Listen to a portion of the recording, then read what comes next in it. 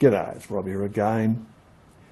Well, the weather's been a bit lousy lately, and I've been doing some small jobs around the place, and I'm just waiting on a couple of items to come through from Banggood to review, one of which I think is going to be super interesting.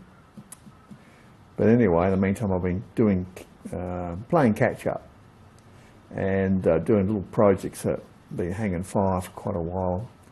One of them's a set of old BSB taps and dies I bought a while back.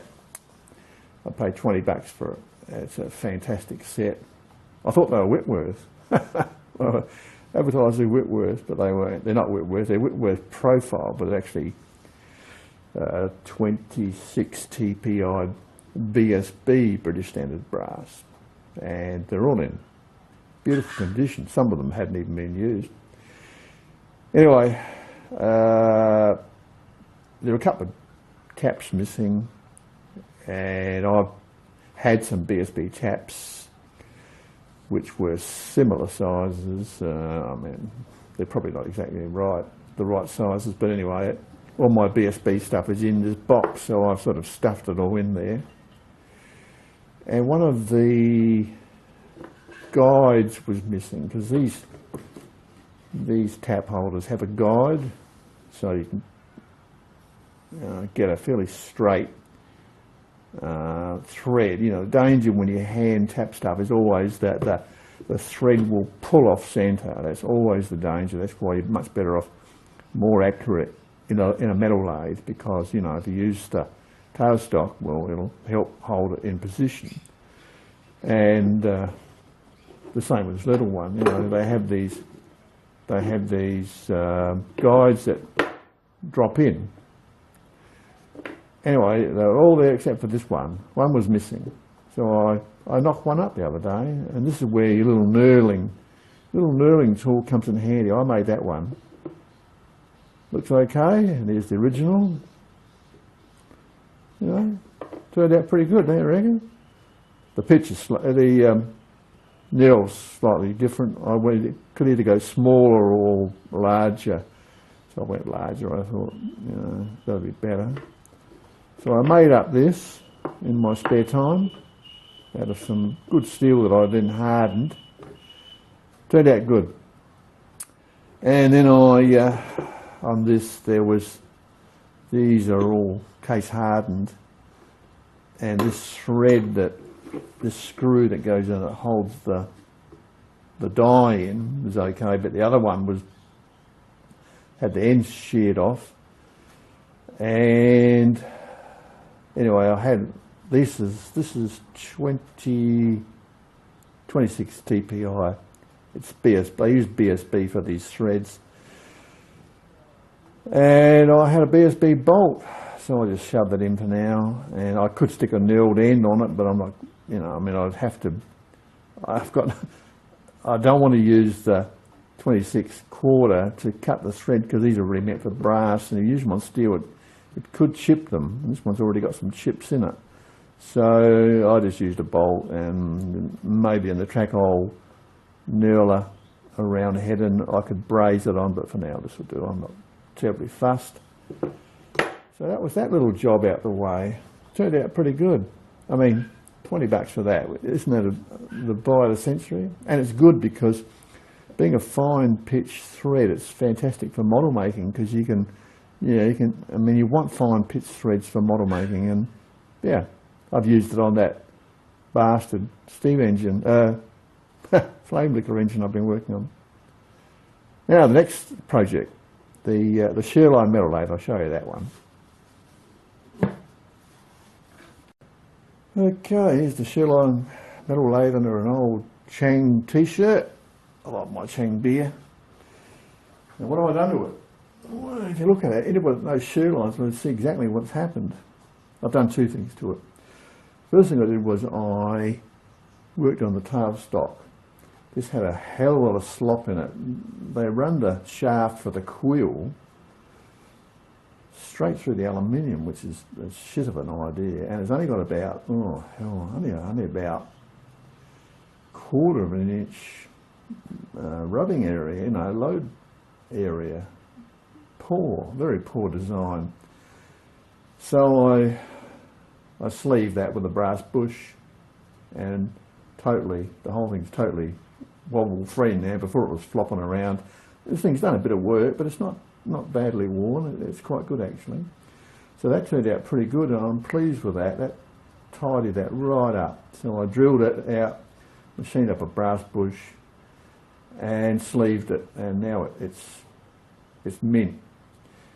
The other thing with these is that the tailstock on these, you can easily get yourself in a mess with these because they've got two adjusters. There's two screws. There's one here and there's one here. Now, that one there, the purpose of that is to actually just pinch in the base so it pulls in square on the base. So you take out any slop, but it still allows it to slide. Now, if you over tighten that, it'll pull the centre off centre. It'll pull it this way, pull it back. So you've got to remind yourself every time you use this, because they only use these little Allen-headed bolts in both of these positions. You've got to remind yourself which one to tighten up, and which one to leave alone. So you leave that bottom one alone. So to get around it, I did what other people have done, and I made up a knob for the bolt that went in there, and you can just pinch it up and she's as good as gold. So that was a good mod. Oh, really pinched up. It's a good mod, so it means if you do that, you're less likely to fiddle with this. Just leave that alone. Don't touch it. And once you've got it adjusted, leave it. And then when you pull this up, it'll come in dead on the centre line every time. So that was a good mod. I was pleased to do that. Once again, I used my little cheap little home knurling set, and this is where a knurling set's really good, because you can just make everything more functional when it dresses it up and does a beautiful job on it. So yeah, that was my other job. So what's my little knurling set look like? Well, I'll show you. This is only a short video. Just on the, oh, hang on, I've got one more thing to show you. I did some work on the bastard flame liquor engine. I'll show you that next. So here's the bastard flame liquor engine, which I showed you last time. I've now got the flapper valve fitted. So you can see how that goes up and does its thing. I've got a bit of wood here, which is what I've used previously to just test mount stuff on to get it going. So I'll mount it on that on some risers so that the arm that goes up and down doesn't hit anything. So that's the next job. And I've made up the metho pot for it, which is, yeah, spectacular. Because if you look at this metho pot, you can see it's got a long spout on it. So you can bring in the flame like this. And the long spout is actually turned up from, you won't believe it, the shaft from a wall tap, like a water tap, you got the kitchen taps and your laundry taps. Well, they get all worn out, but don't throw out the shaft and the whole guts of it, because it's all brass, and brass is expensive, and that's turned up out of that. And I used the BSB set, I just showed you earlier, to tap the threads in this and on the shaft. And the whole thing is made so that it's got an O-ring seal round there, and the little top screws on. Now, can you guess what the lid is? Can anybody guess what the lid is? And I showed you this, I'll give you a clue. It was in a previous video. I showed you a part that goes with this, where I was casting aluminium into a junk air compressor barrel. Well, this is the top off the piston that went in the barrel. How cool is that? So I machined it down, took the bottom off of it, fitted an O-ring, machined up this out of home cast aluminium, which I showed you also in a previous video, and now she goes together. And even the little knob, that was a knob I had that was already knurled.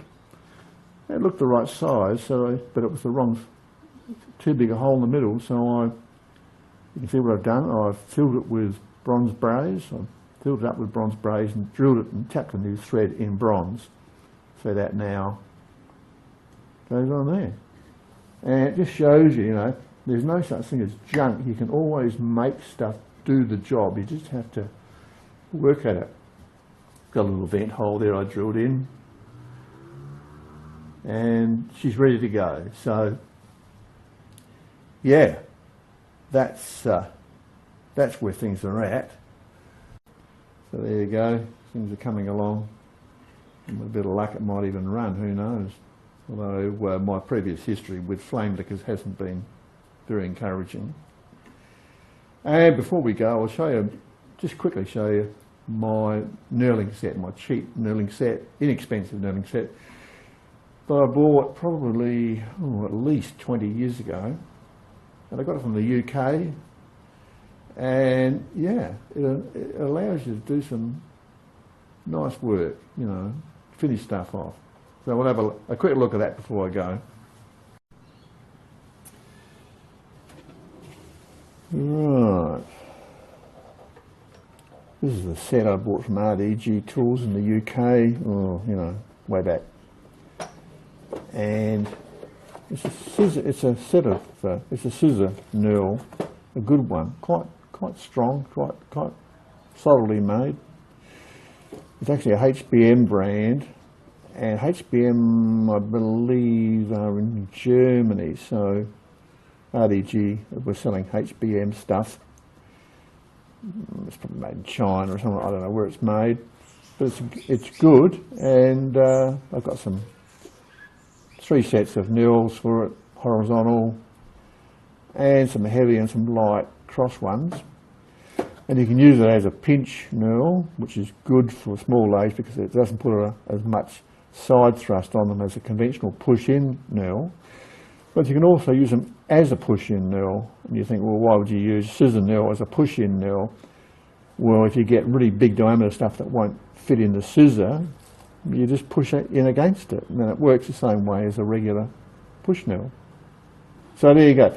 Really well worth having. A good set. Wasn't expensive, you know. I forget the exact price, but it wasn't terribly dear. And it can dress up stuff and, you know, give you finishes like that and make a good job of things. So anyway, that's it. Just a quick update on where I'm at the moment. And yeah, that's it for now. See you next time. Cheers.